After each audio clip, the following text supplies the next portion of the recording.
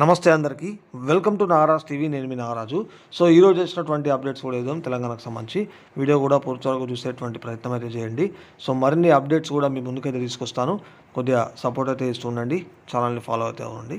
So ఇక్కడ త్వరలో మరో డిఎస్సి 5,000కు పైగా పోస్టులు ఉండే అవకాశం.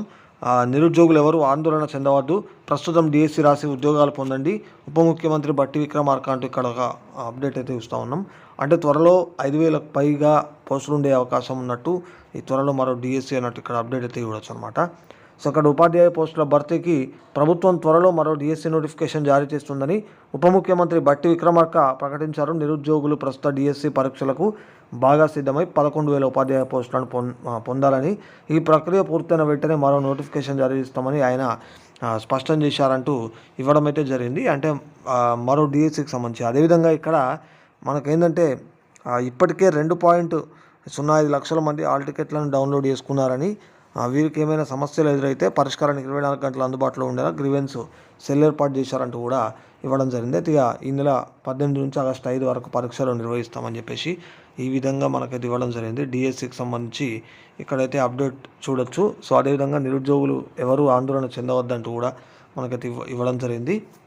కాబట్టి ఒకసారి అయితే ఈ అప్డేట్ అయితే చూడండి. ఈ డిఎస్సికి సంబంధించి మనం ఈ అప్డేట్ అయితే చూడొచ్చు. అండ్ నెక్స్ట్, పరీక్షలు వాయిదా పడితే తీరని నష్టం, నిరుద్యోగులు ప్రతిపక్షాల ఉచ్చులో పడొద్దు, మంత్రి సీతక్క అంటూ కూడా మరొక అప్డేట్ ఇక్కడ చూడొచ్చు. 9 ఏళ్ళు కొలువులు లేక గోసపడ్డరు, ఉద్యోగ ఖాళీలతో ప్రజలకు సేవలు అందడం లేదు, టీచర్లు లేక స్టూడెంట్లు ఇబ్బంది పడుతున్నారని వెల్లడి, బీఆర్ఎస్కు చిత్తశుద్ధి ఉంటే నియామకాలు ఎందుకు జరపలేదని ఫైర్ అంటూ ఇక్కడ చూడొచ్చు అనమాట. సో పరీక్షలు వాయిదా వేస్తే నిరుద్యోగులు తీవ్ర ఇబ్బందులు పడతారని పంచాయతీరాజ్ మంత్రి సీతక్క అన్నారు. గత 10 ఏళ్లుగా ఉద్యోగ నియామకాలు లేక ఇక్కడ లక్షలు ఖర్చు చేసి కోచింగ్ తీసుకున్న నిరుద్యోగుల పరిస్థితి అగమ్య గోచరంగా మారుతుందని ఆదివారం ఆమె ఓ ప్రకటనలో పేర్కొన్నారంటే ఇక్కడ చూడొచ్చు. ఏళ్ళుగా కోచింగ్ తీసుకున్న వాళ్ళు అన్ని విధాలా నష్టపోయే ప్రమాదం ఉందని, వారికి మరింత నష్టం జరగకుండా చూడాల్సిన బాధ్యత తమ ప్రభుత్వంపై ఉందన్నారు. వయోపరిమితి దాటిపోయి ఉద్యోగాలకు అనర్హులు అవుతారని, అందుకే వారి ఆకాంక్ష మేరకు షెడ్యూల్ ప్రకారమే పరీక్షలు నిర్వహించాలని ప్రభుత్వం నిర్ణయించిందని మంత్రి గుర్తు చేశారంటూ ఈ విధంగా మనం ఒక అప్డేట్ అయితే చూడొచ్చు అనమాట. సో నెక్స్ట్ ఇక్కడ చూసినట్టయితే, నేడు సెక్రటేరియట్ ముట్టడి అంటూ మరొక అప్డేట్ ఇక్కడైతే చూస్తూ ఉన్నాం. సో పెద్ద సంఖ్యలో కదులుతున్న నిరుద్యోగులు, కట్టడికి భారీగా పోలీసుల మోహరింపు, సచివాలయం దారుల్లో భారీ బందోబస్తు, ఎక్కడికక్కడ ముందస్తు అరెస్టులు అంటూ ఇక్కడ చూడొచ్చు. నేడు సెక్రటేరియట్ ముట్టడికి సంబంధించి ఇక్కడ ఒక అప్డేట్ చూస్తున్నాం.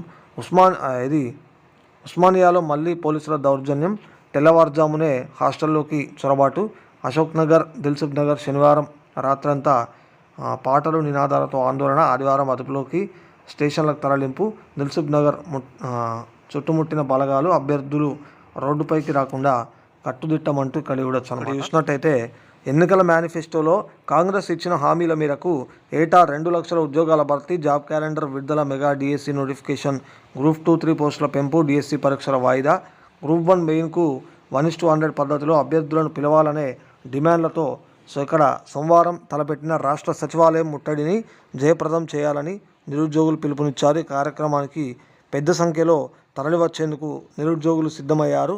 న్యాయమైన డిమాండ్లు నెరవేరేదాకా ఆందోళనలను కొనసాగిస్తామని హెచ్చరిస్తున్నారు. రోజుకు నిరసనలను ఉధృతం చేస్తున్న నిరుద్యోగులను కట్టడి చేసేందుకు పోలీసులు విశ్వ ప్రయత్నాలంటూ ఈ విధంగా మనం సెక్రటేరియట్ ముట్టడికి సంబంధించి అయితే ఇక్కడ అప్డేట్ అయితే చూడొచ్చు అనమాట. సో ఇది ఓవరాల్ ఇది మిత్రులారా వీడియో అయితే. సో ఫాలో అవుతుందండి నాగరాజ్ టీవీ. మరిన్ని వీడియోలతో మళ్ళీ ముందుకు వస్తాను.